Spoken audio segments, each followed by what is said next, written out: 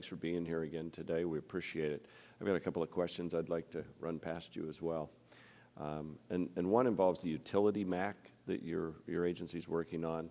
And I wondered if EPA is going to provide any flexibility for coal plants that have agreed to state-approved, federally enforceable shutdown dates for their operations. And to wit, it's the PGE plant in my district, Portland General Electric, that entered into an agreement with the state to shut down, and they'll install 60 million of mercury and nitrous oxide scrubbers and all before 2020 when they close. Now, that's still 20 years before the life of the plant runs out, but the deal they reached was close it down. They're concerned that your utility MAC would force an additional installation of $510 million worth of equipment between now and when they're already set to close it down in 2020. And so, and it's obviously an important issue for...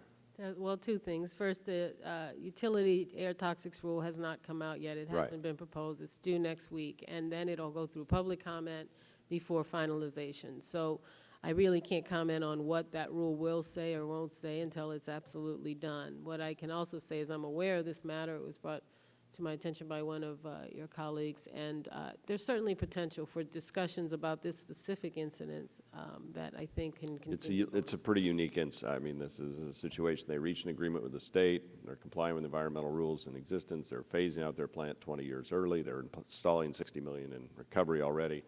He's trying to look at jobs, economy, rates. And if they were to shut it down early because of this, earlier than that, then you've got a problem on the grid, I think, in terms of replacing that power abruptly. So I'm glad you're flagging that, and if you want to make a note, that would be really good. And then the other issue involves, and there's been some discussion about this, the cement rule. So I have a facility, imagine that, in my district that has done its best. I think they've spent something like $20 million to reduce, to put in new scrubbers and all to reduce their emissions. I think they're pushing 90% reduction today. They've got 116 employees. 3 years before the EPA standards take effect, they've reduced their emissions by 90%, and before the rest of the cement industry has to comply. The concern is that the cement rule, that they don't have the technology available to them to get much above that 90%. And the way this is playing out, they may end up having to close. Now, it's a rural county, got 116 jobs. And meanwhile, I know there's a huge, big new construction project at Intel in Oregon. I'm told they're buying their cement from China. And I think your own data from EPA's roadmap for mercury in July of '06 said 3/4 or 83% of the mercury deposited in the U.S. originates from international sources. So when I go home and try and explain what's happening from back here to those folks who are looking at losing their 116 jobs, the biggest employer in a little county, and they just put 20 million in scrubbers, and then they see, most of the mercury's coming in from overseas anyway or internationally. And we're kind of like on the West Coast where tsunamis and bad stuff comes in the air. I'm just wondering if there's any flexibility that you might be able to make a note on and help us on.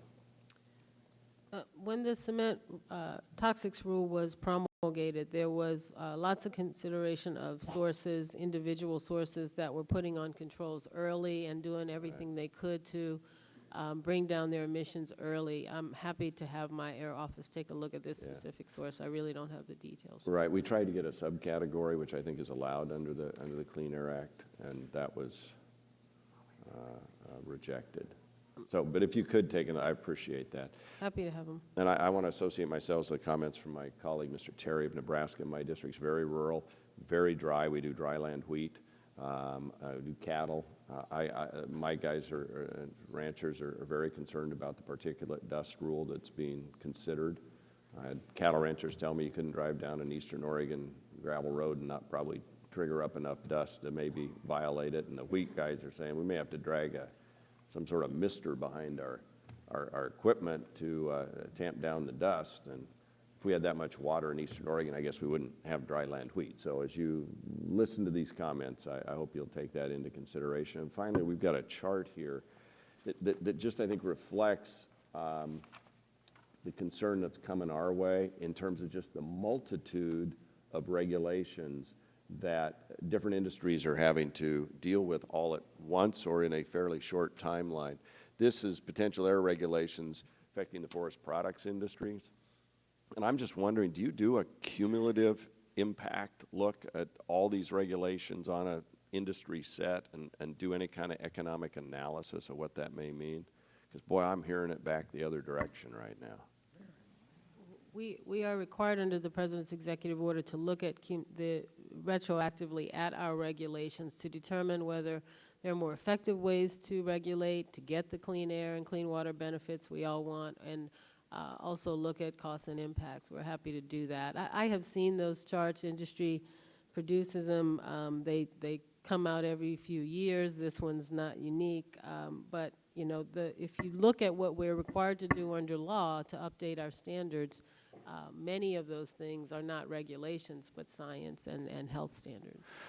Gentleman's time's expired. Chair recognizes the gentlewoman from California, Ms. Katz, for 5 minutes. Thank you, Mr. Chairman, and thank you, Administrator Jackson.